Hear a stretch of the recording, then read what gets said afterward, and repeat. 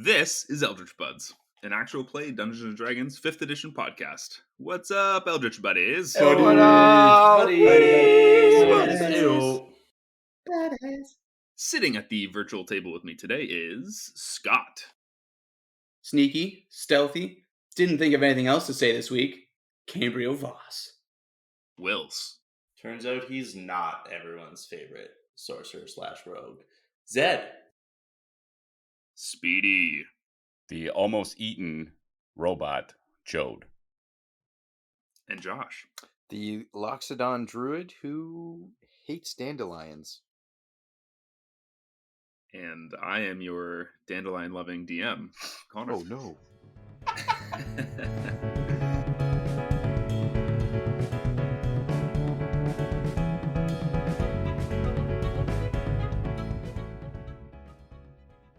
Previously on Eldritch Buds, our heroes ran into a giant lizard who did not seem too happy to see them.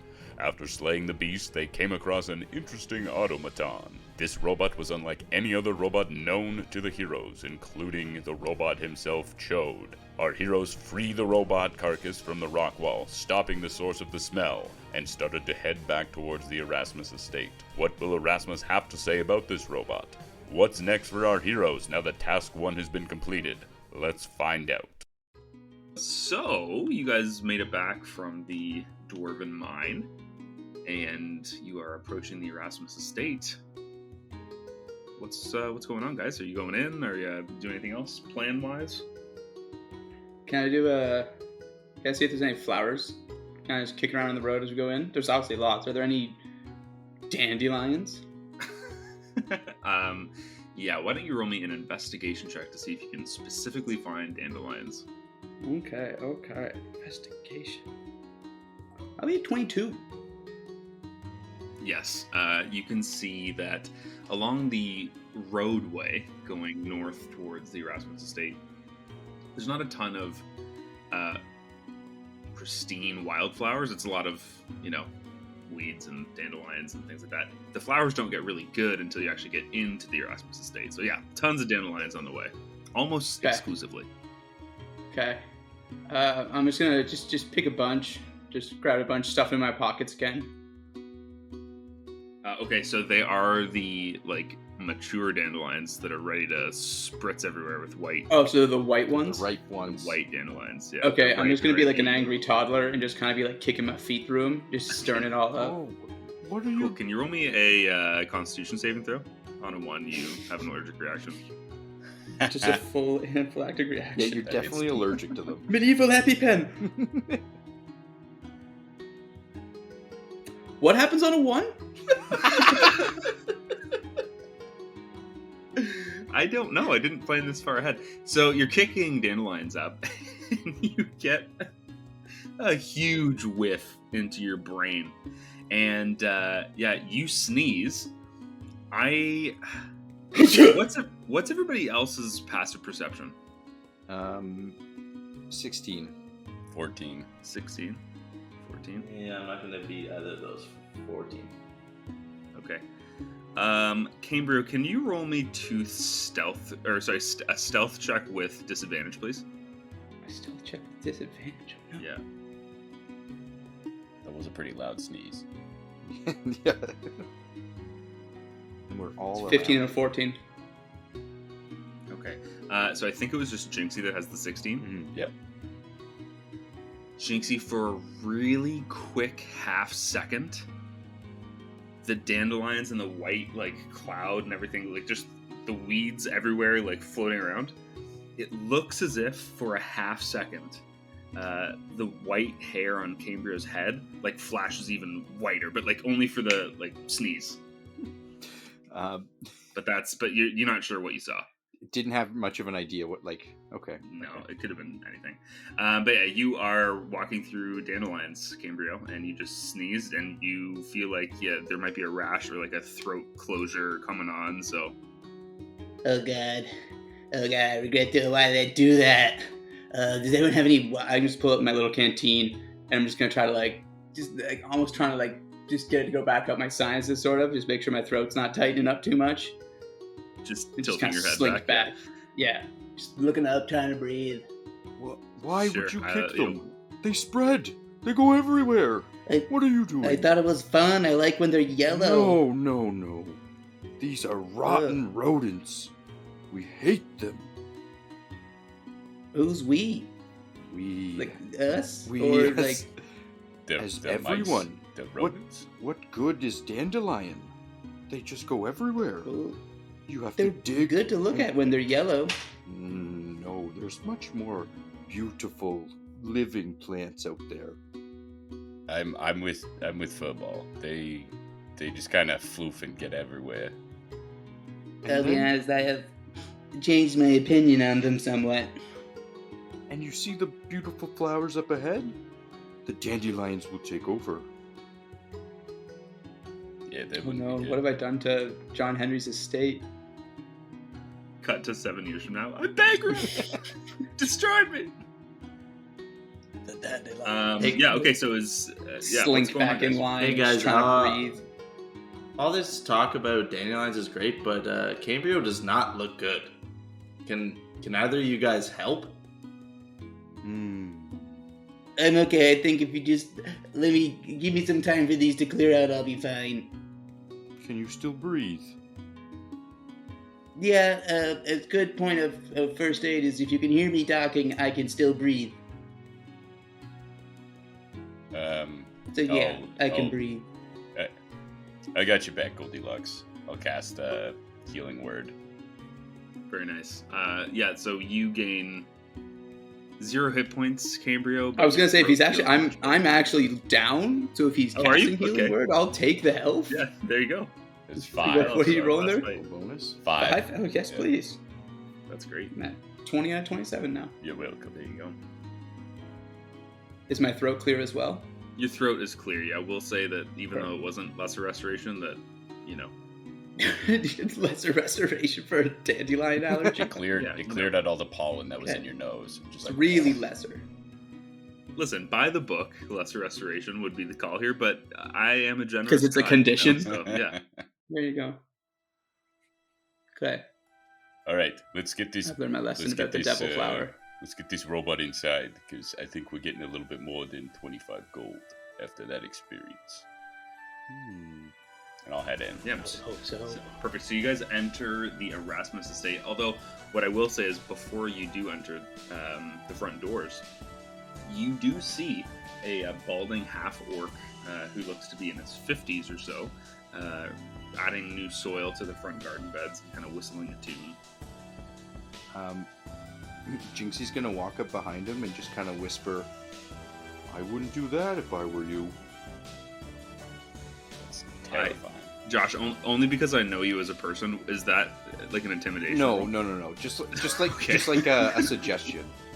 Like a helping Yeah, hand? yeah, Okay, yeah. perfect. So the half-orc gets up from his bent-over position and turns around and he goes, "Whoa!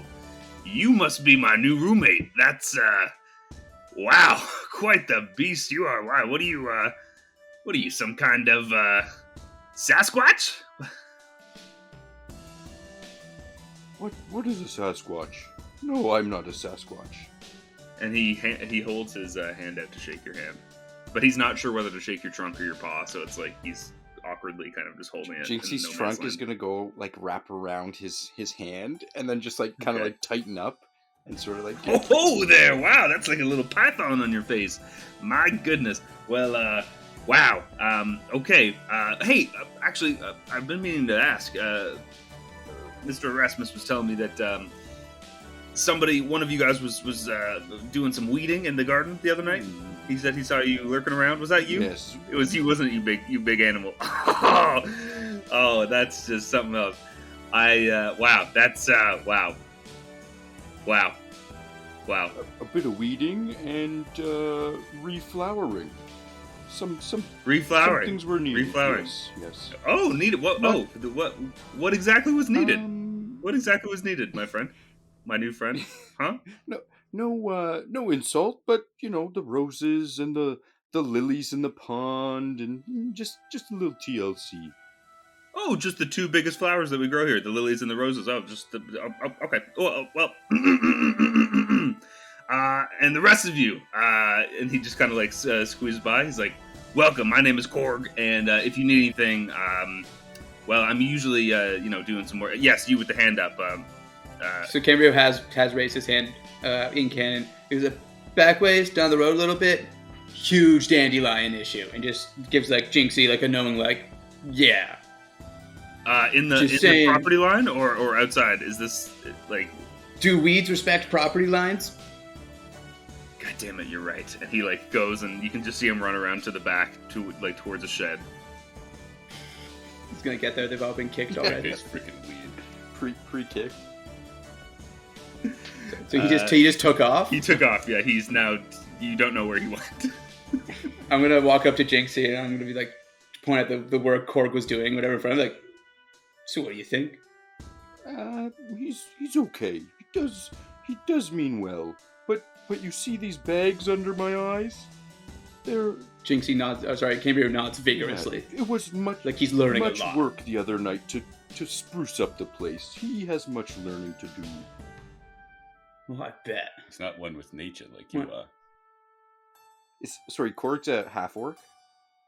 Korg is a half orc. Yeah. Yeah.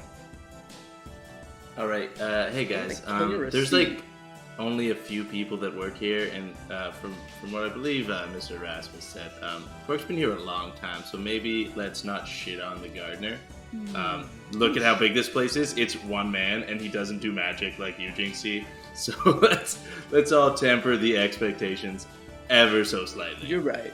John Henry has really unrealistic expectations of his labor force. What kind of person hires one person to tend to all this? Disgrace. How much does he pay Korg? I think you've also been here for 4 generations. You guys are all missing the point here. All right, how about we go inside and we deal with this robot? Chode, you want to get paid? Yeah. Yeah. Okay, let's go do that instead. Let's do that. I agree with Sunshine over here. Sunshine, yes, that will not get old. You're damn right. So you guys are heading in? Yes. Yeah. Okay. So you guys go inside, and again, nobody's in the front lobby, but you do hear in the kitchen like some clattering of pots and pans, as if being tossed or something, and you can hear a familiar voice of John Henry Erasmus going, "Now, Emily, that's enough! You're being ridiculous!" And you can just hear like clangering and all sorts of commotion out in the kitchen. I'm gonna head towards the kitchen. Poke my head around. Don't worry, I got this. I'm gonna turn one of my dials and I'm gonna press it in, and out of the horn just comes like a big like siren, like wee wee, just to try and get his attention to the front door. Okay, sure. So you can see, or you can't see yet, but John from the kitchen is like, now, what is that? And he kind of comes around, and you can see like he's sweating a little bit, and his comb over on the top is like a little bit askew, and like he looks like you've caught him at a bad time. And he's like, oh yes, and like he's kind of like fixing his hair and everything now. Ah yes, you're back early. Wow, that's wonderful. News, and then you can hear pots and pans continuing to be torn asunder in the other room, and he's like, you know what, excuse me just a second, and he kind of rushes back, and he's like, enough is enough, and that's just kind of going on in the kitchen. I'm gonna go to the kitchen. Yeah, I'll be continuing my trek towards the kitchen. Sure. Okay. So you can just see a two-person tableau essentially in this room. One of John Henry Erasmus vigorously picking up different pans and things that are all on the floor, and he's kind of gathering them in his hands. And then you see a young girl, probably 17 years old, sitting in a very strange contraption. It looks like a machine made of wood, pressurized wood, metals, and alloys. 3 large wheels prop up the chair. Her blonde hair covers a solemn face whose eyes pierce into each one of yours as you enter the room. And as John Erasmus is kind of like cleaning up these pots and everything, he goes, Now, Emily, don't be rude. Please say hello. And her eyes dart over at John. And like you can just see like it's a silent, she's just grilling into him. He shakes his head and says, Emily, enough is enough. Say hello to our guests. And each of you, in your heads, hears a voice. And it's the voice of a teenage girl who does not want to be having this conversation with you. And she says, hello, guests. However, the words are not spoken aloud. In each of your heads, you hear it. It's very similar to Cambrio's mind link ability. And then you also hear John's voice inside of your head, too. And you hear it go, Emily has a very interesting talent. And then in person, he smiles as he continues talking in this mind chat. Emily was just bemoaning a problem that she has with her university applications. And like instinctively, Emily just responds as if she could pick anything else up. And by the way, she's not moving on this chair. You can tell that she's maybe paralyzed. Okay. So it's kind of like it is like a fantasy-esque wheelchair, was my question. Yes, sorry. Can I do an insight to see if she's bald? You can do an insight to see if she's bald, even though I just... Inverted the spectrum. Is that an insight or just a perception? Be a wig. I would think that would be perception.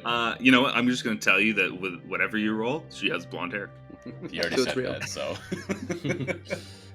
Yeah. But anyway... Just kind of nod, like looking at it, just like... Yeah. So yes, you can tell that she's kind of in a wheelchair, and she's not speaking or moving, but all of this is happening in your heads. And she responds to what John just said. That's not what I was bemoaning! You never listen! You never let me go anywhere! And then with that, you hear like little ticks and churnings, and like a small steampunky geared engine beneath her chair like powers up. And like there's like tiny whistles and cogs shifting as her chair does a 180-degree spin, and she leaves the kitchen. And then some of the pots and pans on the walls that were kind of like shaking with her reaction calm down as she leaves the walls, or as she leaves the kitchen. And John just goes to you, sorry about that. She's quite the firecracker, my daughter. That's one way to put it. What happened to her? Oh, if you're referring to Emily's condition, she was born like that. She's always been unable to physically move, but she makes up for it in mental abilities, intelligence included. She's very bright. That young woman. She's half machine. She was born. Can I? Machine. I'm gonna move the mind link around, and I'm gonna include John Henry in it now. Okay. So I'll drop Zed for this portion. So it's me, Sure. Cho, John Henry, and I'll be like, mind link. Yeah, it's pretty crazy. And then John kind of looks around and he's like, everybody, freeze. She's still here. She's trying to listen in on our I was just gonna say, can I try to do an impression? Yeah, so to you, it can just be, yeah, like he's not sure. So if you'd like to do a thought expression of Emily, please roll me a performance check. Deception, because I'm lying about who I am, and I say No. it would make me so much happier if you paid them more. No. Okay, performance. It's it a is. performance. Nice try. It's a 9. A 9? So what do you say as Emily Erasmus? Dad, just pay them more. Just nothing what she sounds like. And he's like, I don't know who you are.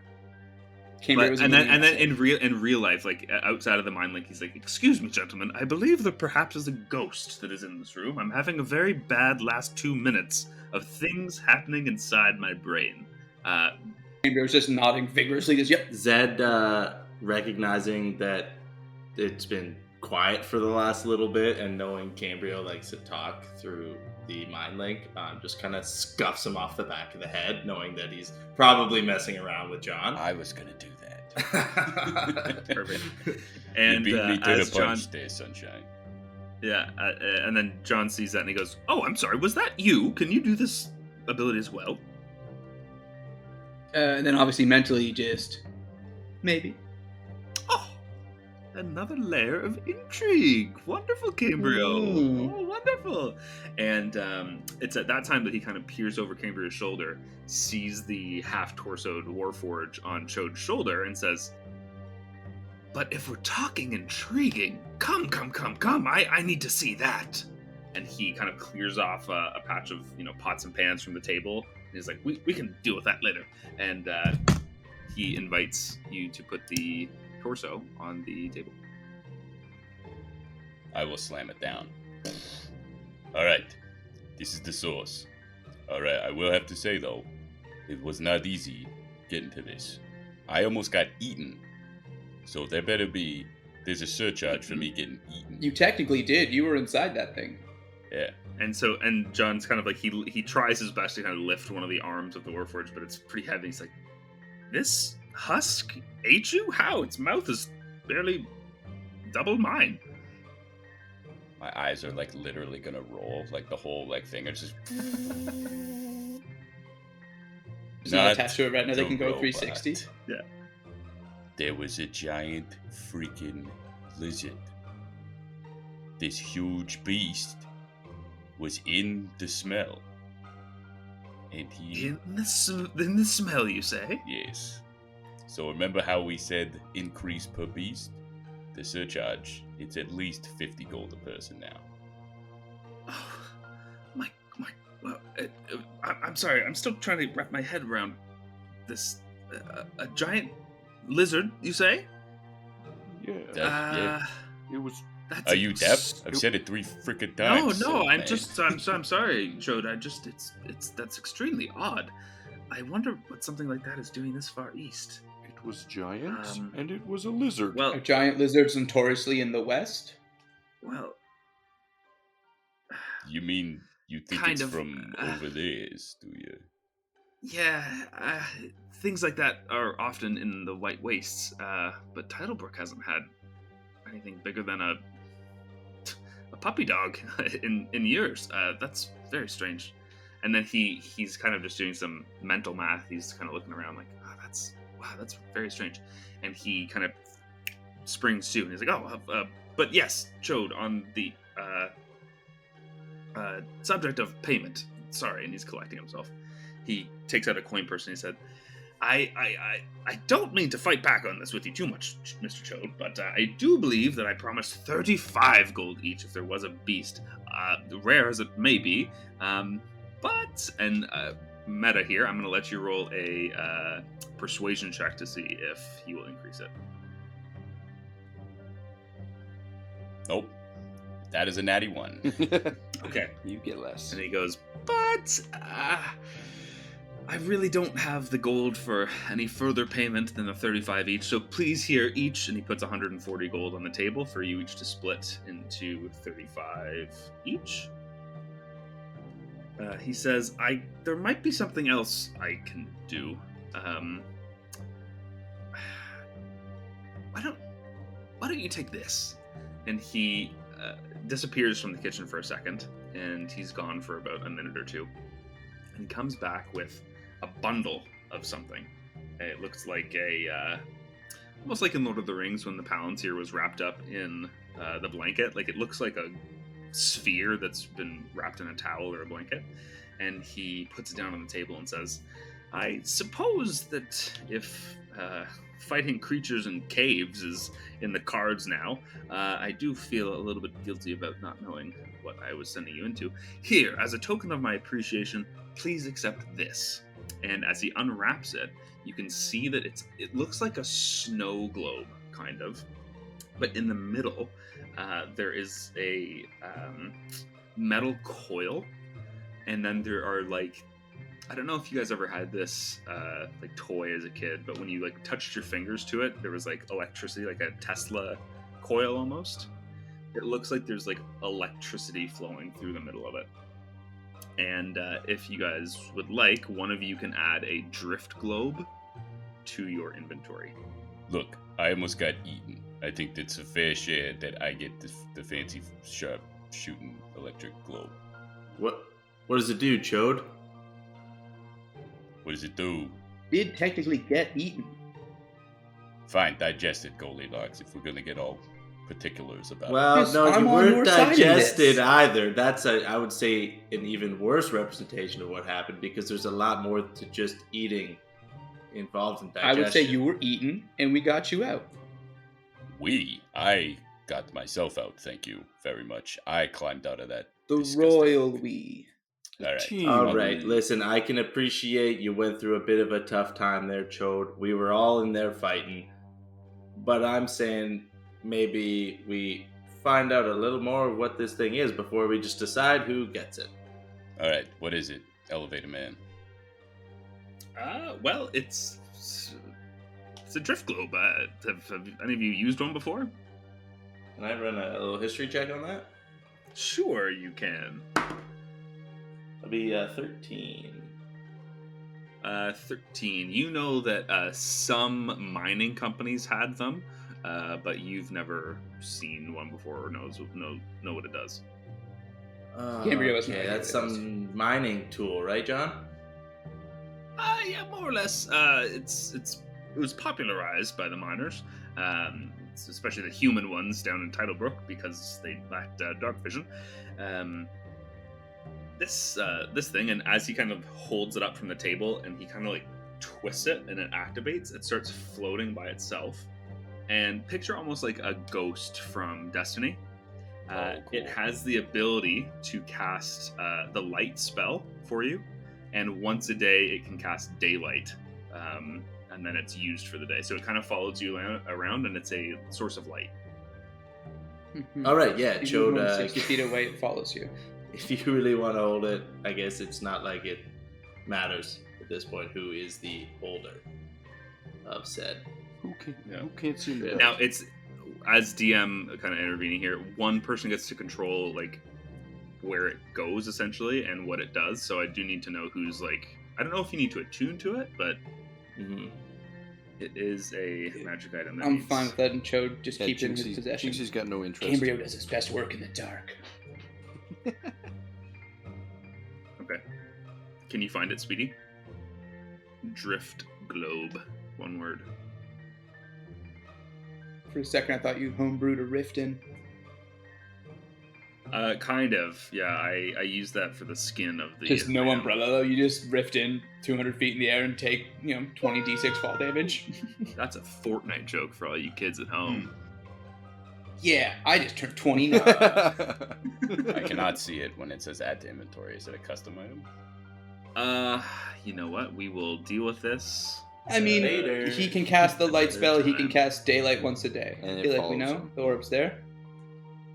Yeah, we'll hammer out the specifics later on, Speedy. But yeah, so he gives you each 35 gold. He gives you the drift globe, and he does continue and say, "It's quite the wonderful little item. I know that when I was an adventurer many moons ago, I often kept one in my company as well." I should ask, are any of you going to Beaumont later today? If you had nothing else for us to do, I was interested in checking out the town. Yeah, I'll probably wander in there myself. Where's Beaumont? Are you talking about Beauton? Please tell me you're not one of those traditionalists with the Beauton, blah, blah, blah, blah, blah. Fine, perhaps on maps in Titlebrook it's called Beauton, blah, blah, blah. But I knew it growing up many years ago as Beaumont, and I will preserve the wonderful name of Beaumont until the day that I die. So yes, I do mean Beauton, but I will refer to it as Beaumont. Thank you very much. People that call it. Just clarifying. I'm sorry I offended you, sir. Yeah, I just don't want to step on any toes.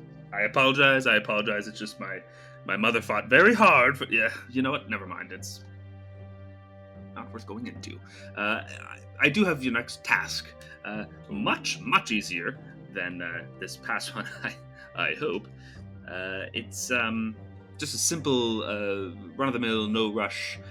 If you are going into Beaumont, I need you to find Jasmine at the Belle Chateau, and please deliver her this package. And he gives you kind of a shoebox-size wrapped gift to bring to Jasmine at the Belle Chateau. As for something a little more grand, well, that will have to wait a little while longer. As it were, make yourselves busy, find something to do. You are free to roam. I should have something for you, perhaps later in the week. I have a question for you. Have you ever seen a robot like this before? Yeah, let's just see here. And he starts to investigate it. Oh, that's weird. So, have you noticed that he doesn't have, and he's kind of pointing at the would-be dwarven runes on his chest? As if, did you see that it's different? Yes, I did notice that. Ah, smart cookie. And what about here? And he kind of looks as if, looking at the tag on the back of a t-shirt, he kind of pulls back the armor a little bit to find, what essentially is the Warforged VIN number that's not there. And he goes, how odd. This can't be government sanctioned. There's got to be somebody else that... What's that? STCO. We don't Very know. odd. No, I've been using vowels. I've... Stecco, Styco, Stoko, Stuco, and then Styco again, but with a Y. It's some sort of company, I would assume. Like this... Some sort of bootleg Warforged company? Yeah. Someone didn't take too kindly to us being built and decided to make their own. What do you suggest we do about it? Would you have me look into this, or how can I be of service? Do you have someone who can look into this? Well, not necessarily. Oh, you know what we not could a great do? offer. You know what? No. I can't think of anybody offhand. But what we could do is if, what I'll do, I'll call in a few favors from Capelon, and if you'd like, we can use one of the additional rooms in the estate as perhaps a resource information gathering, and we can, do a full deep dive on this torso and find out everything we can. Perhaps hire a worker or two to work 12-hour shifts and, do what we can to find information. What say you? That sounds good to me. I would like to get to the bottom of this. Absolutely. Okay. That's fine. Just so you know, this was the stink, not the lizard. So if you're cutting it open, maybe do it outside. Yeah. Listen, I could smell you coming from about a mile away, and yes, this husk being in front of me now, it smells atrocious.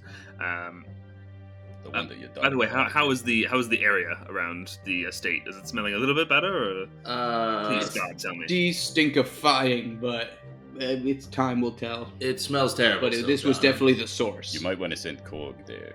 The Maybe roses will help. Or Clean it up maybe a bit. some laborers or something. It might be a lot of work for just Cord. Perhaps, yes, or the four of you whom I gave the job to initially, and I am now realizing that it is left half completed. So, No, you said find the source. You did say find the source. you know what? We were an information gap. We went above and beyond bringing this back. What's that? Egg on my face? You are right. I did say that, and I apologize for anything other. I don't see anything on your face. It's a matter of speech, Mr. Chode. Oh. Yes. No, Forgive me. It's been a long morning. Emily's on my mind, and there's others. I would just say, take the rest of the day. I'll see you perhaps tonight. And yes, if you wouldn't mind delivering that package to Jasmine for me, that would be just wonderful. You want that done How today? big is the package? Sorry, I couldn't. Shoebox. But Shoebox. Shoebox, okay. shoebox size, yeah. Do you need that dropped off to us today, or is that a? No. I mean, if anybody's going into town today, it would be ideal. She needs it as soon as possible, but it's no skin off my back. If it's tomorrow or the next day, it doesn't affect me whatsoever. I think we should be So- able to get it done today. What's in the Okay, box? well, that's lovely. Mr. John, can I ask you about the townsfolk? Yes, absolutely. In my past, guards don't like Jinxie too much. Do you Do you have any ways to help? Yes. You must be referring to the inhabitants of Deer, who aren't necessarily allowed to roam in Titlebrook or Kumdor or any of the other provinces without proper paperwork. Is that what you're inferring, Mr. Jinxie? Yes, the only paper I have is your paper. Well, let us rectify that. I will have... How long can you be a bear? As long as I like. We got a pet bear. Stick with me, Furball. I'll get you through. He does say, if you're looking for, the government passport papers, essentially, that allow you to travel freely throughout the land, it will take a little bit of time for me to get the specific ones that we're looking for, but I'm sure that I could create some sort of bootleg version for you. Give me a few days. I should have them to you call it by the end of the week. Okay. We shall make. You're gonna forge papers? Oh, my dear boy, I've done much worse in my day. Yes, How much worse? Well, lots worse. But I'd like to know who I'm working for. Oh, nothing treacherous or vile. Just skimming a few coins off the top of this business, and distributing to the poor. It's a long story. And he's kind of trailing off and looking off into the sky. You can tell he's had a day. Yeah. He looks. See what he's looking at. Very strange. Okay, we'll leave it with him then. Maybe it's not so great an idea that Jinxie, you head into town today. Maybe until we get your papers sorted out. Well, maybe you stick around here, or Mr. Cho said. Telling you, pet bear. Maybe you could stay around and help Korg, because apparently there's a big dandelion outbreak or something. Yes. I dealt with the dandelion outbreak. Make him a bear. We'll put a collar on him. We'll say he's our pet bear. I'm not. You're allowed to. There's no rules against having pet bears. I think Where there is. are you from, Gabriel? Lots of places. Have you ever owned a pet? I have a right to bear arms.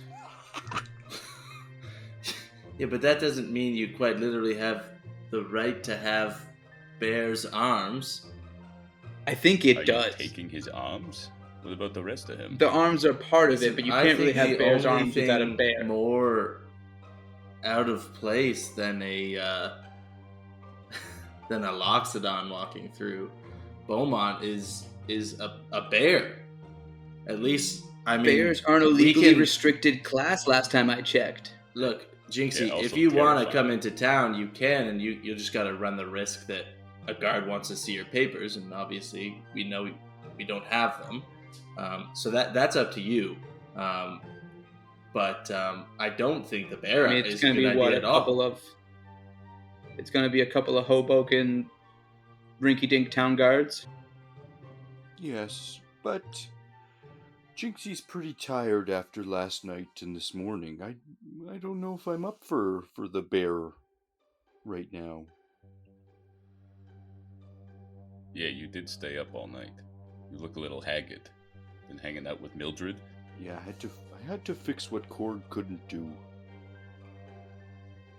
Well, And Which was a lot. at that time, you can see out the front window, Korg just with a army of hoes and spades and different tools from the shed, just running down the front hill Chasing after the towards the dandelions. Medieval weed killer. all right. Well, yeah, maybe the three of us can go in and you can. We'll buy you something nice. How's that? Yeah, find me something good, and then I'll slide my 35 gold across the table. I shall help Korg today. I'll take you 35. just gone. Yeah. Don't worry, I won't spend it all in one place. Maybe two places. I'm going to tell Jinxie about the wine cellar I found, in case he gets bored. There's a wine cellar. Mm-hmm. You And it is drink? stocked. And John looks at you and goes, "Sorry?" Excuse me? Sorry, I could have sworn you just said something about my cellar. Yeah, you have one. Do you not? Yes, Okay. Deft one you are. You've been here one night and you've already gotten into my cupboards. Well, enjoy yourself. My I home is never your said home. I was in. I just said I know you had them. You also said to enjoy them like they were your home. You're just digging a deeper hole here, Gabriel. I'm going to town. Take the box and I spin on my heels. Yeah, Zed's gonna kind of usher Cho to maybe grab Cambrio and usher him out. And hey guys, why don't we maybe go get changed, freshen up, head into town if you want. Maybe do you guys want to head out in maybe a half hour? Yeah, that sounds good. Sure, if you want to go get pretty for the townsfolk of Beaumont. Alright, it's enough out of you, Goldilocks. I'll just start pushing him out the door. I look like John Henry as I'm being pushed. Like, I want to know what they're called Enough. so I don't step on any toes.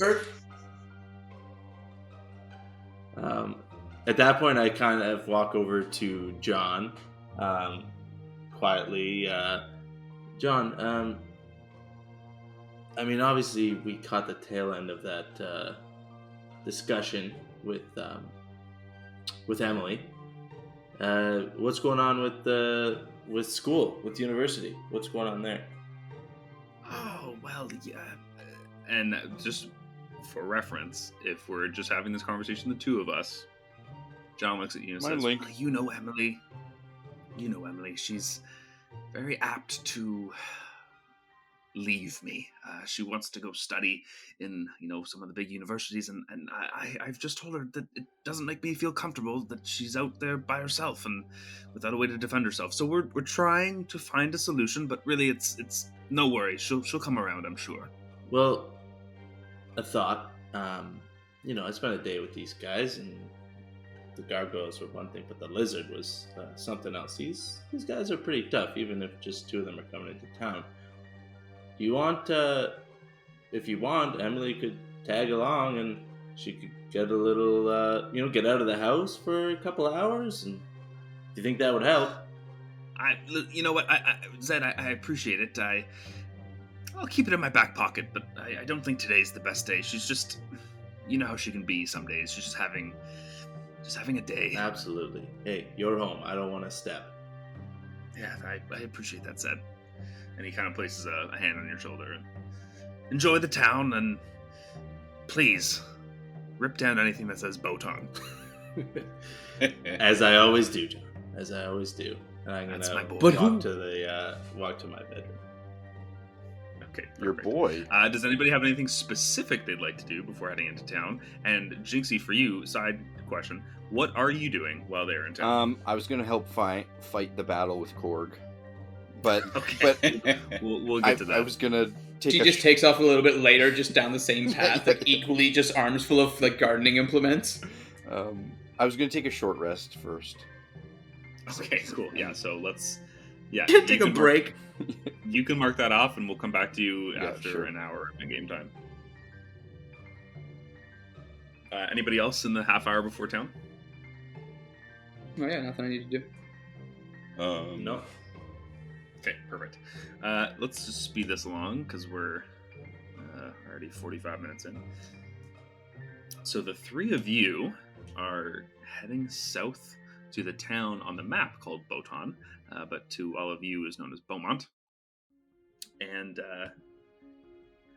perfect. Okay, so what I will say is, anybody from Titlebrook, which would be everybody, that would be Scott and Wills, that know the area, you guys know that Beauton has a population of approximately 3,000. The city is located on the river that is a direct shot up to Capelon, the capital of Titlebrook, and flows further south through the Mafildir markets and eventually to the sea. Now, because Beauton ships mainly upstream to Capelon, there are small barge ships that are used to travel upriver to Capelon. As you crest the hill and look over at the village below, You've been walking for about 2 hours now. Along the way, you did see Korg, dealing with the dandelions, but to no avail so far. He wishes you a fun time in town. Go get him, nonetheless.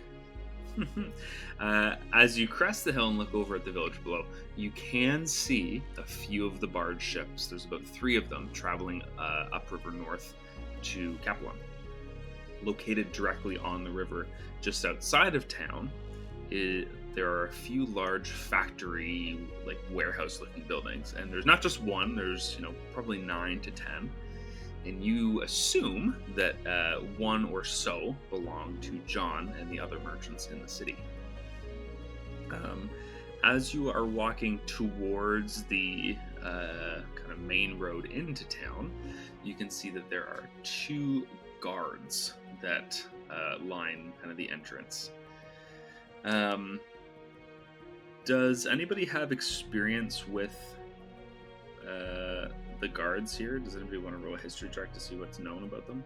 I would imagine that Zed has been into town before. Mm-hmm. Correct me if I'm wrong there. Yep. So I will roll. I'm also gonna roll one simply due to I rolled a 19. Dirty 20 for me. I got 10. Just a 10. Perfect. Just a sense of the guards. Sure. So Chode and Zed know that the guards are known as the King's Hammers, and they can, they're in many of the main cities in Kundor. Aside from Tavir, there are no King's Hammers in Tavir. There are far fewer in Beauton than in other larger cities that you travel to. Like normally there are 20 guards on the outskirts of the walls. This has 2. These ones don't have perfectly matching armor and robes, but they all wield warhammers, and some have crossbows as well. The way that you can tell who the guards are, they all have signature ruby red capes. Armor-wise, many seem to just be wearing what they're comfortable with, or perhaps what they already owned before starting the job. And the 2 that you are about to pass as you enter the city are standing at the main city gate. The walls themselves are about 9 feet tall and are comprised of logs sharpened at the top from the surrounding wood. One of the guards is yawning, and the other is drawing circles in the dirt with his boots, and both look bored.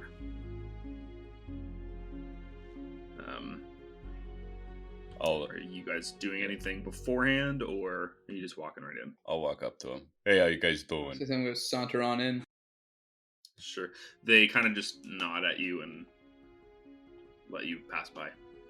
Cool. Right on through. I'm just carrying a box. Are we all psychically linked? Can I say this in our heads, or? I don't believe. Since it's on the way, I'll just retro that. But since there's 3 of us, we'll just Okay. Pick it up. In my head, I'll be like, "Do you guys know where this Bell Chateau is?" To be honest, we should probably just ask the guards. That's. I should be able to take us there. Okay. Cool. All right. Yeah. So, Zed, as you know, you've been to Beauton many times before, and as you are entering the main city gate, you can see a small wooden sign that's painted, and it says, "Welcome to our beautiful Beauton," and then the TON on that sign has been, like, dagger scratched a bunch of times, and then, like, you can see that there's, like, been graffiti of, like, Mont scratched out, and then back to Ton scratched out. Like, it's just like this, like, waging of war of, like, what this city's name is. And what's it currently? What's it currently at?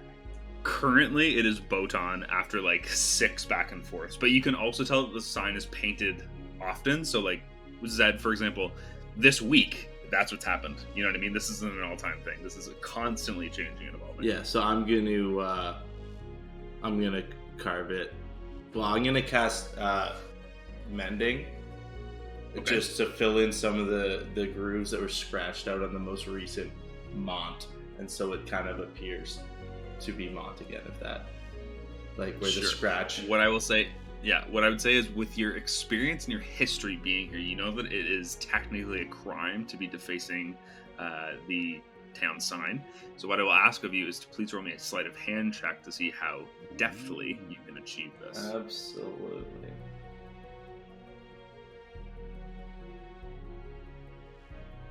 Well, okay, let's see this goes. All right, 6. 6. Okay, perfect.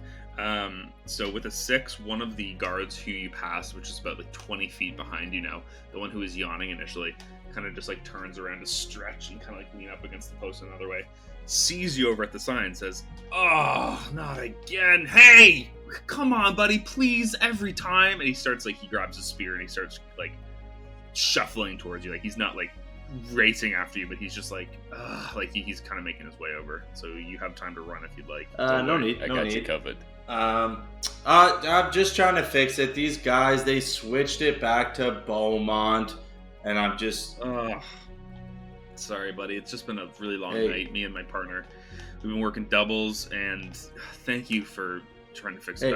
I don't know. If they increase your pay yet, this is ridiculous, because I see you guys out here all the time. I swear, it's just you. Does anyone else even work around here other than you two? Yeah, I mean, Sarah's on mat leave, but it's been killing us. But thanks for asking, by the way. That's really nice of you to ask. No, I mean, listen, they bought us a new tea roaster in our break room, but it's still tough out there. It's still tough. Hey, I hear you. It's your break room. Aren't you just hanging out by a wall? Yeah, well, we've got a. Hey, you know what? Who are you to ask? Aren't you a living break room? Chunky, like. You better watch your tone there. Chode, you guy. I got a problem. At this point, I got a solution for your sign. Out of here. And clearly, I don't like the I'm not going to take that kindly. I have a solution for the sign, and I'm going to pick the sign up and eat it. Okay. Sure. Yeah. Why don't you roll me a strength check, just see if you can rip the post out of the ground. It's a low DC. Okay. 16. Yeah, you now have the sign in your hands. I will say that it's like 2 actions to eat the thing. All right. So for action 1 for the guard, he's going to look at you, mouth gaping, and just be like, "What? Come on, man! It's only Monday." And for the second one, he's like, gonna point his spear towards you and be like, "Please, just can you? I don't want to do this, man. Please." Do what? Enjoy me eating a nice snack? And I'll like stare at him the whole time I'm eating this sign without like breaking eye contact. Okay, I'm gonna ask you to roll an intimidation check because that's the scariest thing this guy's ever seen. It's a giant robot eating a sign. 14. Let's see. Yeah, okay. Okay, so he sees you, he looks back at his friend, and he's like, "What'd you say? Oh, you need me?" And he looks at you and he's like, "Boy, this is your lucky day." And he kind of just like shuffles away. I'll finish eating it and be like, "I'll show you who's a walking break room, you frickin' asshole." All right, Chode. All right. I think you made your point. Yeah. So that happened. You're now safely within the walls of Beauton, and in here, Wills, especially you, because you've been here multiple times before, I will give you a quick layout. So as I said, there's about 3,000 people that live here. Not a ton of different shops and areas. A lot of it is, different shacks and hovels and stuff that the townsfolk live in. There's no main, like fantasy castle where the guy who rules over this place lives. This is a small trade town that typically is just used for barge ships to refuel at and for the crew to get some food on their way up to Capelon. There are, however, a number of places that you can visit, so I will list those for you now. You have the Belle Chateau, which was mentioned earlier by John. You have the Spring Breeze Inn. You have the Hunter's Mark. And you also have, there's one main temple in the area, and it's known as the House of Anim. Aside from that, like I said, there's kind of some, places where fish and fruit are prepared. There's places where, clothes and other knickknacks are sold. Like it's a small village. Is there a little market on the way to where we're going? Yeah, so there's not like one main market in this town.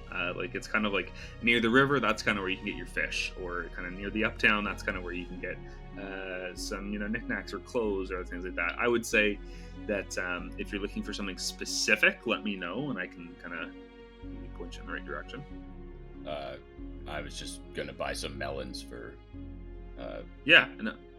Absolutely. So in the place where the fish and the other foods and stuff are prepared, there's this kind of like a food market area, sure, and one of them is selling fruits. Cool. While we're walking around, can I just take a look around, see if I notice any other like creatures from deer? Like, is that like any other kind of half hybrids or whatever? See if it's kind of common here, or like how much Jinxie would stand out. Yeah, roll me a perception or investigation check, please. 14. Is this a brief check, like you're just kind of scanning the area, or are you kind of spending the next hour and actually looking through to specifically find somebody, just based on? I'm more so just thought, like, if there's 3,000 people here, like if we're just kind of walking through the town to the market, just kind of scanning the crowds as we're going through. Yeah. So scanning the crowds with a 14, nothing. There is no bestial person. The only kind of it's mainly humans, halflings, a few gnomes, and like you see 2 half-orcs. Like it's pretty Any straight up. Bears? No bears that you can tell. There are also a few dwarves, but not as many. In this town have pets? You could see a few like ragged, loose dogs, rabbits, cats, that kind of rodent-looking things, but nothing as big as a bear. Okay. While we're walking, I'll notice that he's kind of keeping an eye out, be like, so, you doing all right over there, Goldilocks? You seemed a bit distracted. I'm just trying to make sure that if we get Jinxie as papers, there's still not going to be an issue. Because if he doesn't have papers, that's already an issue. But if he has fake papers and they find that's out, that's an even bigger issue. Look, I mean, you guys met the 2 guys at the front. As long as we got something half-assed legit, I think we can get through Beaumont. We head into Capelon. Yeah, we're gonna need some papers. Still might not even be a fun place. I mean, Chode, obviously, given your manufacturing, you're well aware of the tensions between the greater populace and those from Deer. Small rural towns like this, you're gonna maybe get the odd drunk asshole yelling out at him, but no one is really equipped to start problems with the 7 or 8 foot Loxodon in Beaumont. So we get past those 2 guards and I think we're fine, and I'm sure a friggin' pencil on paper will do that. I agree with Sunshine. What is your name, by the way? You haven't told us. Yeah, it's actually been said multiple times. It's Zed. It's really easy because it's just a letter. It's just a letter. Zed. Just the letter? Well, no, I just meant the sound is just a letter. And then I actually I do know. I like Sunshine works. Honestly, Chode, whatever gets you through the day. So did you grow up around here? How do you know so much about Tidal?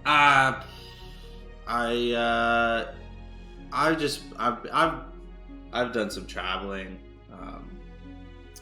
I mean, obviously someone like myself, and I gestured towards, the human face.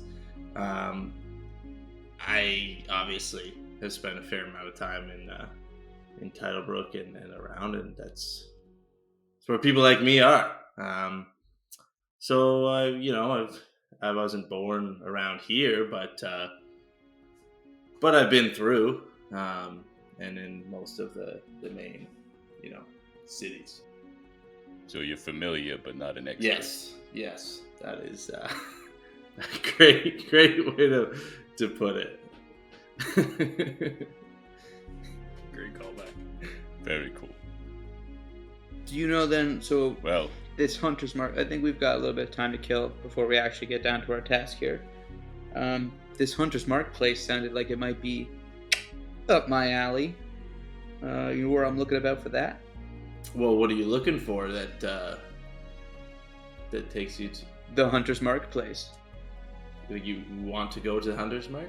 It does sound. Yeah, I'm looking for the physical location. Oh yeah, we can go there. Yeah. Yeah, absolutely. Yeah. Let's go. Okay. And Let's. What's Zed or Sunshine? What is at this hunter's mark? yeah. You would know that at the Hunter's Mark, there are, to be put simply, essentially the simple weapons from the Player's Handbook. You also have sundries, goods for hunting trips, tents, dry food, hide, rope, that type of thing.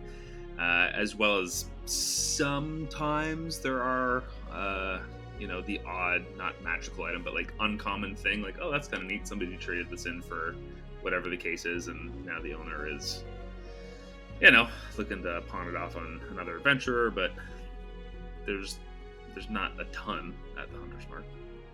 Okay. So we go there. Who's gonna, I guess, head on in? Sure, perfect. So in the Hunter's Mark, it's not a tiny shop, but it's not like a grand, large city. It's not like a Walmart or anything like that.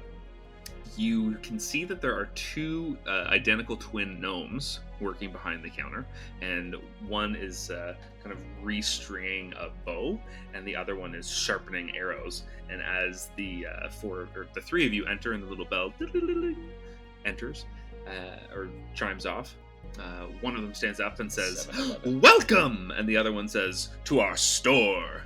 And the first one goes, "My name is Hunter." And the other one goes, "And I'm Mark." And they do kind of like a little bow, not a curtsy and a bow, just a bow. And they go back to what they were doing. Let us know if you need anything. They're not as fancy. Do you two make your stuff here? Like, you have smithing capabilities, or you guys just merchants? A little bit of everything. Hunter goes, and then Mark goes, "Well, don't be so humble. You make some of the finest bowheads and arrowheads in all of the land." And Bowheads in Beaumont. That's right. And Hunter goes, "Well, yeah, but we do have to ship in most of our daggers and our swords. Don't forget, Mark." And they're kind of having this intersquabbling thing, so you don't get a straight answer from them. I'm just like awkwardly holding my little grappling hook I was going to ask about, and I'm just like not sure if I should now continue this conversation. Sure. And one pops up on the table as he notices it and goes, "Oh my goodness, give me. And he's like holding up I don't gimme right away. That's very aggressive, and I didn't like that. It's like, what? It just, okay, hold on. No, I'm sorry. Our father was a tinkerer, and he built stuff like that all the time. I appreciate a fine craft like that. Oh, you can tell that's gnomish make." Yeah, so I show him, speaking of gnomish make, do you think gnomes could make? And I kind of like gesture to the two of them. They look at it and they kind of go back and forth. Do any of you guys speak gnomish? I do. Who else does? Not I. Nope. No? Okay, so... Are they thieves? So they grab... No, they're not thieves. So they grab your grappling hook. One of them's looking at it. And in gnomish, so the only person that understands this interaction next is Chode. Hunter goes, "Oh my god, where the heck did he get this? This is incredible make." And Mark kind of snatches it from him. And he goes, I haven't seen one of these things in 3 decades? More? And he goes, "Do you think we could maybe..." And he goes back to Common and says, "What are you looking for? Are you looking for us to maybe make you some grappling hooks or extra ammunition for this? What are you looking for, specifically?" I'm looking for essentially more of the bolts, more of the things that make this work. I've only got 2. And it's, I've got to make sure I go back for them all the time. And if I could have more, that would be great. And then he goes, "Just a sec." And then Hunter looks over at Mark, who's now holding the weapon, and he goes, "Hell yeah, we can make those. That's easy as hell. Are you kidding me?" And Mark goes, in Common now too, he goes, "Yeah, that's what I thought. It's going to take a long time, and it's going to be pretty expensive to make these." And Hunter in Gnomish is like, "What an idiot. He's probably going to pay us so much gold for this." And in Common he goes, "Yeah, we could probably do something like, I don't know, 50 golds, 75 gold per per shot. You're not going to find anybody else who can do it this side of Kumdor, though. So we're probably it. We're probably the only ones who can do it for you. In our mind link, I'll be like, "They're trying to swindle yous." How do you know that, Chode? Because I can speak Gnomish. Ooh. And understand Gnomish. An opportunity. So, yeah. So, I'm going to turn one of the bolts on my, jaw, not the action surge one, the other one, and my eyes are going to, go yellow. And in Gnomish, I'm going to... they change color when I change languages. Mm-hmm. I'm going to go to them and I'm going to be like, "All right, you guys. You best believe I knows what you're saying, and if you swindle us out of any monies, I'll kill you. Straight up, and then just take all your stuff." So Hunter's looking slack-jawed, and Mark goes, "Oh, you heard us, did you? Did I say he's so stupid and he'll pay us lots of money? What I actually meant to say was what a handsome, shiny robot friend that this guy has.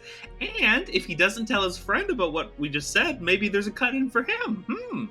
This is all. Cambrio's counting out 50 gold onto the table. It's like, oh yeah, great. Actually, sorry, no, you warned me in the mind chat. Cambrio has just been staring blankly, because he's just listening in his head. Like, he's no longer paying attention to the gnomes in front of him. He's just kind of like, yeah, all right, okay, yeah. What do you mean by cutting me ins? 20% of whatever this idiot pays us is yours. Just don't tell him that we said what we said. and I'll change it back to common. I'm like, "They're really trying to swindle yous." Was that out loud or in the... That's in the chat. Yeah, that's in the mind chat. Okay. So back in common, I'll be like, I'll get up nice and close, and I'll be like, "All right, listen up, you twos. We're gonna be nice and clear. You can't swindle me into your phony baloney schemes. Chode don't get paid like that. You hear me?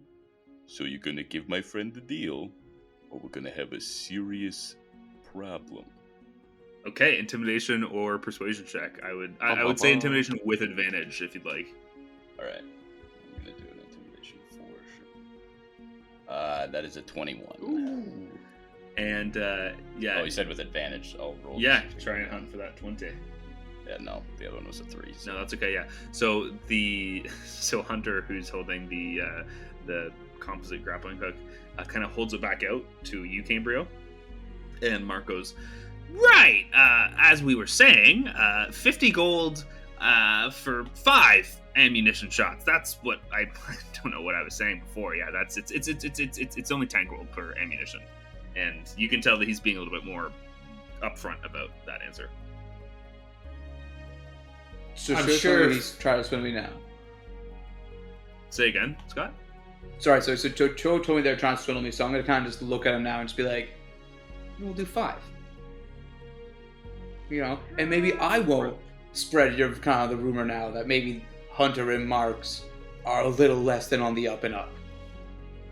Sure, you can roll a persuasion or intimidation as well.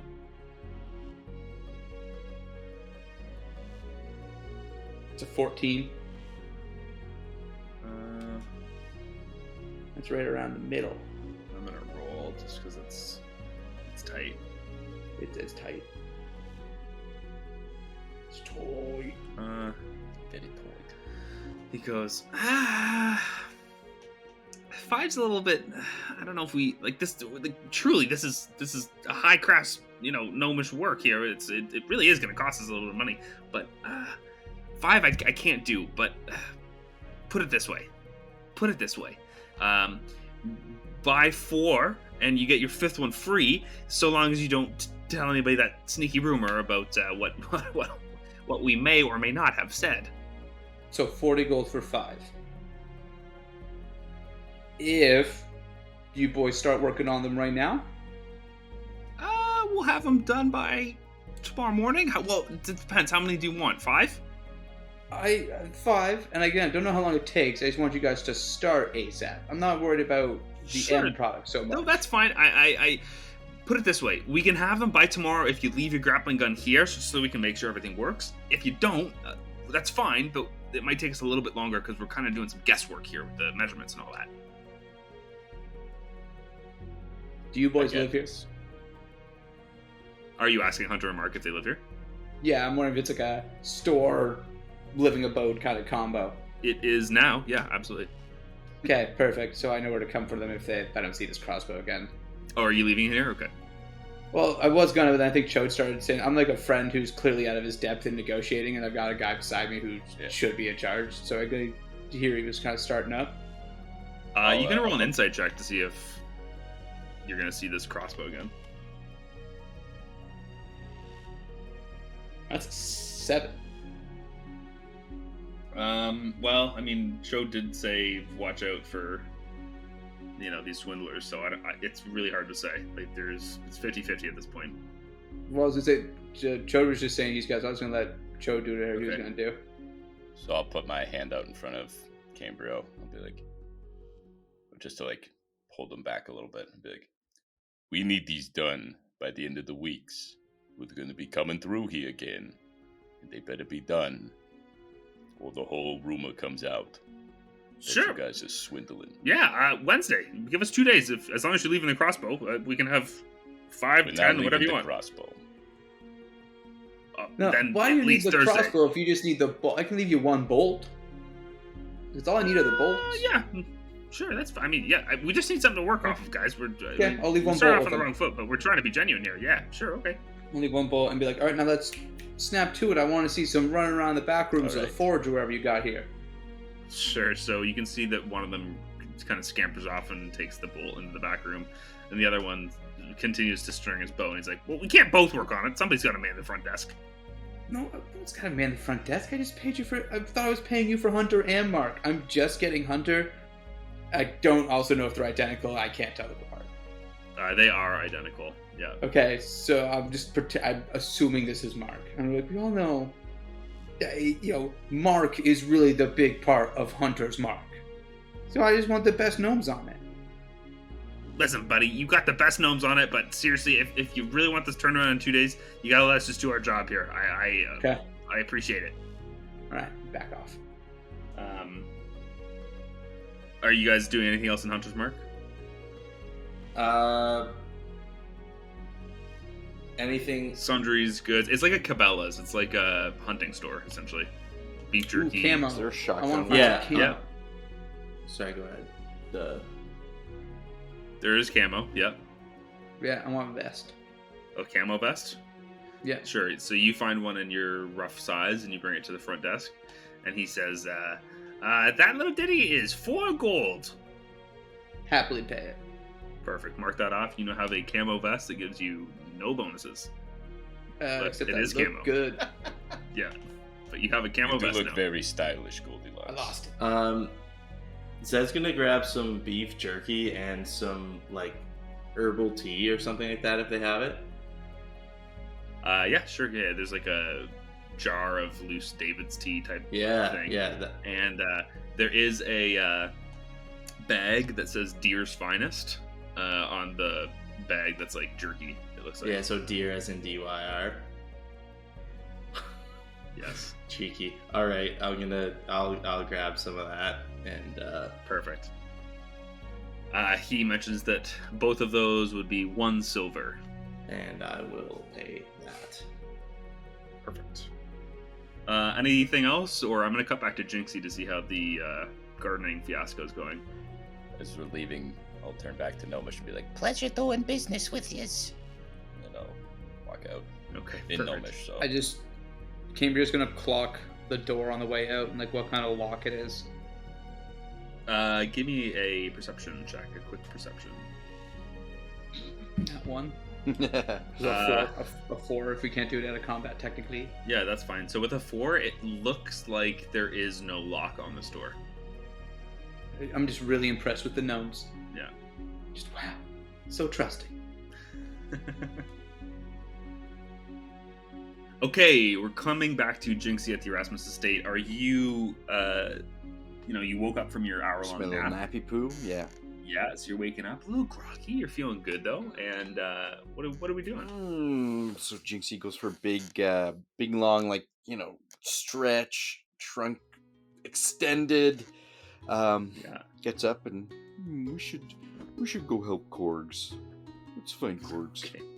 So, I'm just thinking, like, does Jinxie need like tools? You know what? It depends. It really depends what you are about to throw into this imaginary world right now with me. What do you want to do? Like, you're going out to defeat the dandelions? How does Jinxie think that he's going to do that? We're going to try to eradicate them, whether that's pulling them up or okay, so what are you looking for? Peeing on what do you them? want to bring to this? Okay. Very acidic, based on what Korg eats. Definitely acidic pee. Okay. So yeah, I'll just go out, try to meet him up there. Perfect. So as you leave the Erasmus estate, the iron gates open, and your friends probably left an hour and a half or so ago. And as you're walking about 100 feet south of the gate, like as you're kind of getting back into the wilderness around, you can just see this great cloud on the horizon about 150 feet in front of you. Like, it looks like a cloud of locusts, or like something that's blocking out the sun. Like, it is just so dark here, and you can just hear a familiar voice going, "Fuck!" And you can hear Korg struggling in the distance. Jinxie's gonna trot over. What's wrong? What's wrong? What have you done? Okay, so you can just see that there is like this huge swirling tornado and everything. Like, there's like, it's like a storm. Like, there's dandelion like seeds everywhere, and there's like leaves and just twigs from the trees and everything. And you can just see Korg at the middle of everything holding a scroll, and he's like, "I did something bad and I can't make it stop." And you can just see like this like powerful wind gust coming up from the scroll, and like everything is just turning to shit around this guy. Oh jeez. Oh god. Is there a pond nearby at all? A pond? Or like any type of water source? I'll say that there's like a babbling brook kind of off to the side of the road, but it's not crazy. It's like more of a stream. Okay. Jinxie's gonna run, kind of jaunt over. Okay. Korg, I'll try this, and just gonna like suck up a bunch of water into his snout there, into his nose, and then come back and just try to spray him down. Okay.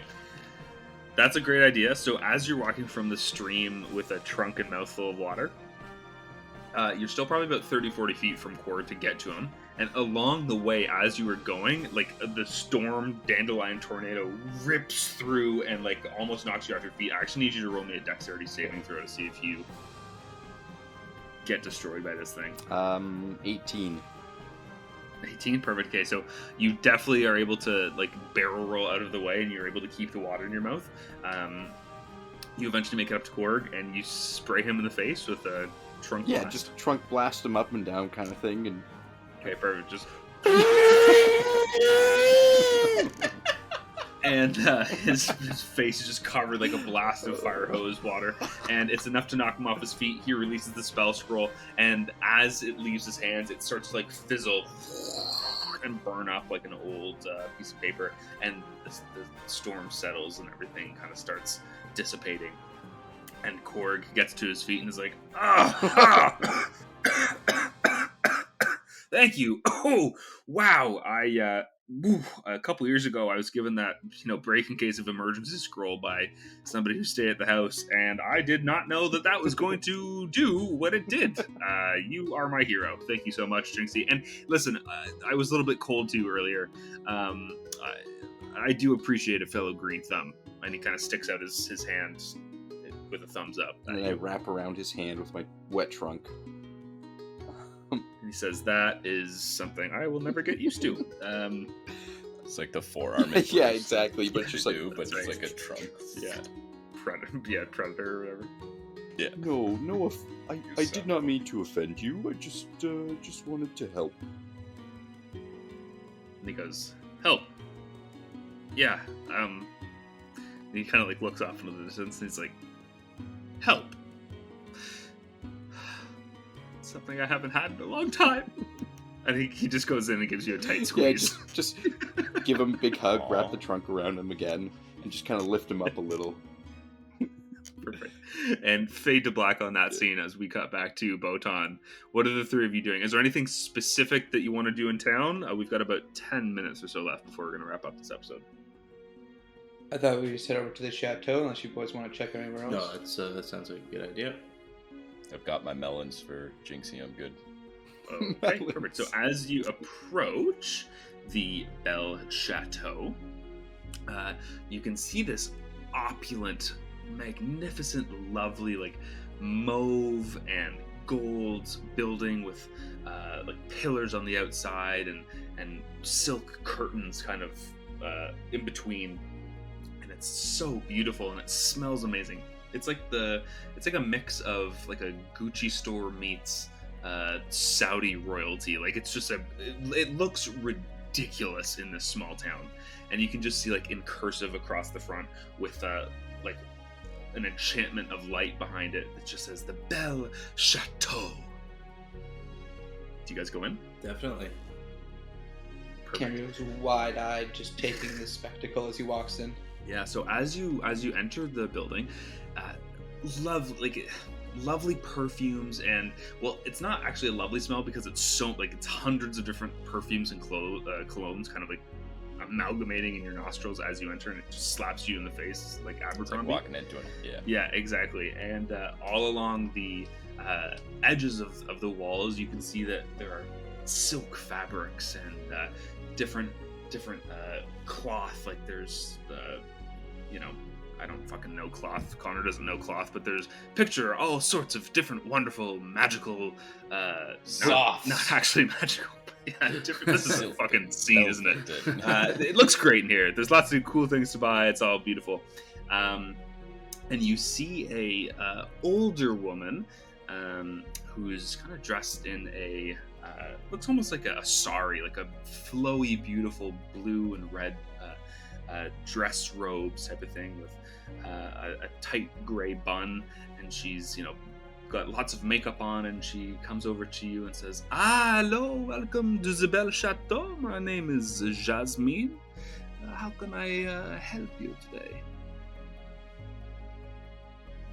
We have a package for you from Mr. Erasmus. Monsieur Erasmus. Yes, this is lovely. What does he have for me today? And she holds out her hand. Camrio holds up the box and bows and curtsies again. And just Oh, if I know what this is, I think I know what this is. And she takes it out I should say unwraps the box, and she holds out. It's a small vial. It looks like like nail polish almost. And she goes, exquisite. I thought I might know what this is. And she takes out a little bit, dabs some on her wrist and rubs and puts some under her neck. And she goes, gentlemen, how do I smell? And she smells gorgeous. Like it's a very, very, very lovely perfume that she has just applied on herself. I don't know. I have no nose. Okay, that is O for one. Milady, What about you I will two? tell you for the both of us, you smell wonderful. Yeah, what Goldilocks said. This is lovely in the news. curtsy, Thank my you. legs are starting to shake. Thank you. And she just looks like chuffed. She just looks like she's having a great time. Gentlemen, I assume you're a friend of Monsieur Erasmus? Yes, we are. I consider myself a close personal ally to him as well.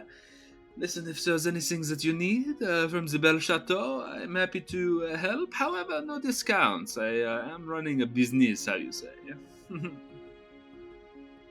With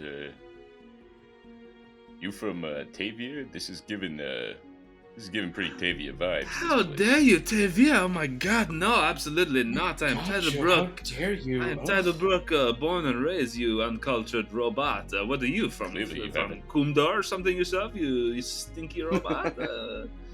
She goes here, Where's and the she picks up a bottle that looks like almost like it's covered in gears and like robot things, and she squirts you kind of on the neck, and it smells like not that you would know this, but it smells like the most gorgeous, like, mechanical garage and like oil and like rubber tires, and it just smells like it's gorgeous. And she goes, "This is Eau de Warforge. Here, please. I must give you this for free because you need it." I mean, I was You eaten put this by in a the lizard mine. about 4 hours ago, so that makes sense. Why I Oh, would that smell. explains it, you stinky, stinky stink. But listen, if you're a friend of Mr. Erasmus, I must say you're welcome to try, different little sample, how you say, of my spritzes and my perfumes if you ever do have a stinky day, as you do today. What's your stinkiest stink?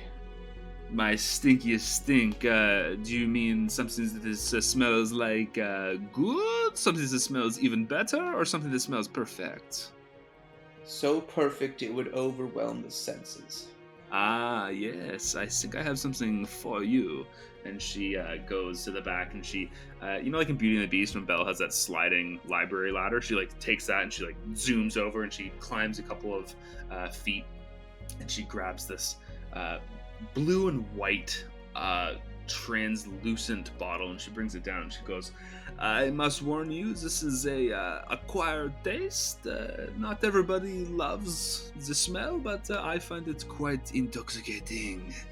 And she takes it out and she gives you a squirt if you're open to being squirted. Receptive. Okay, perfect. So she squirts this, and it just has like a very faint, like tulip smell. Like it's a small hint of flower, and then it evolves kind of into a summery smell, and then a hot smell. It's hard to explain what hot smells like, but it does smell hot. And then it kind of devolves into a wet blue cheese, and then it just kind of keeps getting stinkier and smellier and like heavier, and almost to the point where you're like gagging on it. Like it certainly smells. And she goes, this is the most gorgeous smell on all of Kumdor, and typically a bottle of this costs no less than 6,000 gold, but for you, my friend, you wear it well. I'll give it for only 5,500. That is an expensive smell. It is the most expensive smells that I own in this shop, and I only had you regret not that I been have most- not enough to pay for the smell. well, you, my friend, are obviously the most, regal. And she looks at your bow tie. She goes, so for somebody who shares such opulency with me, anytime you'd like to come in and have a little squirt of this musk, you can come in and I will share the beauties with you. I'll be seeing you for a squirt. And Gross. is there anything else that you guys want to do in the Bell Chateau? Ted's like already turning around Gabriel's and in walking love. out the door. He's had plenty enough of this. Is there anything you want us to give John? Only this. And she grabs you, Chode, pulls you in and kisses each side of your cheek, and she goes, "Please, as a beautiful gift from Jasmine, I beg you, please give him this from me." Oh, I will. Just like a shitty bro, I Gabriel will. goes, "Hey, where's my kiss?" Roll me your persuasion. 16. She goes, "How could I forget someone who smells this good?" And she goes and she gives you a kiss. Not on your cheek, though, a little bit further down on the neck. And kind of has like she kind of meets your eyes on the way back. Yeah. In your head, you hear, I think she likes you, the Goldilocks. The only reply in my head is just like a... And then from just outside the front door, you hear, guys, can we get a move on here? Oh, I'm sorry. Did you want a kiss too? Is Mr. Sunshine all jealous of all the kisses? I Gabriel's didn't know church there of were rage now kisses. just I've storms already out. It's left. like, "Fine, we'll go." Alright. Thank you, Miss Jasmine. We will probably... I know Cambria was going to see you again. For a squirt. Yeah. Your Okay, finger guns and so... walks out. Okay. Okay, perfect. Okay, so as the three of you exit, you can see that there is a group outside of the Bell Chateau that has about 6 or 7 like small boys, ranging from ages like 6 to 11. And there's one kind of like, he looks like the scraggy little leader of the pack, like kind of dirty with, but he's a little bit taller than the rest of them. And as Chode, as you exit the Bell Chateau, he goes, see, I told you guys, I told you it was a Warforged. And they all look and they're like, wow. And one of them in the back's like, wait a second, CHODE, no way, you're Chode? And that's where we're going to end the episode. Oh I was my. ready to big pimping it out there, man. You guys ready to see the gladiator style of show? You guys gotta remind me, Performer because Isabel. You're gonna fight these kids? Kill some kids. Next time on Eldritch Buds. I bought that jerky and Order 66. We'll roll in this shit.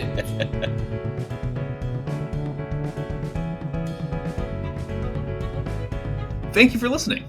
If you enjoyed our podcast, please rate and review 5 stars for the 5 stars of the show. A special thanks to Matthew for designing our map and to Isabel for creating our art. You can find their work on Instagram at Matthews_makings and at Laco Miles, LACOMYLES. Thanks as well to Drew Hewitt and Arcane Anthems for doing our theme and background music. For music you too can use, visit patreon.com/arcaneanthems to add the perfect theme to your home game. You can follow more Eldritch Buds news on Instagram at Eldritch Buds or on our subreddit at r/Eldritch Buddies.